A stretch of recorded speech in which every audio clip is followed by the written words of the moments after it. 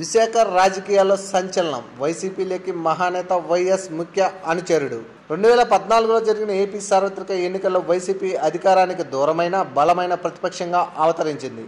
అధికార పార్టీని ధీటుగా ఎదుర్కొంటుంది. జగన్ కూడా జిల్లాల వారీగా పార్టీ బలోపేతంపై జగన్ దృష్టి పెట్టారని తెలుస్తుంది. రాయలసీమ జిల్లాల్లో వైసీపీదే ఆధిక్యత కనిపిస్తున్న ఉభయ గోదావరి జిల్లాలతో పాటు ఉత్తరాంధ్రలో పార్టీ ఇంకాస్త బలోపేతం కావాల్సిన అవసరం ఉంది. గత ఎన్నికల్లో ఉత్తరాంధ్రలో మొత్తం 34 అసెంబ్లీ స్థానాలున్నగా వైసీపీ కేవలం 9 మాత్రమే వైసీపీ గెలుచుకుంది. విశాఖ జిల్లాలో 15 స్థానాలకు 3 మాత్రమే వైసీపీకి దక్కాయి. దీంతో బలహీనంగా ఉన్న ఉత్తరాంధ్రతో పాటు విశాఖపై జగన్ దృష్టి పెట్టారని తెలుస్తుంది. ముఖ్యంగా పార్టీలో చేరడానికి సిద్ధమయ్యే పెద్ద నేతలపై జగన్ దృష్టి పెట్టారు. మాజీ వైసీపీ నేత కొనతాల రామకృష్ణ కొన్ని కారణాల వల్ల వైసీపీకి దూరమయ్యారు. వైఎస్ హయాంలో మంత్రిగా పనిచేశారు. వైఎస్ కోటరీలో ముఖ్య నేతగా ఆయనకు గుర్తింపు ఉంది. జగన్ కాంగ్రెస్ ను వీడిన సందర్భాల్లో కొనతాల జగన్ వెంటే నడిచారు. వైసీపీ బలోపేతం కీలక నిర్ణయాల్లో ఆయన పాత్ర కాదనలేనిది.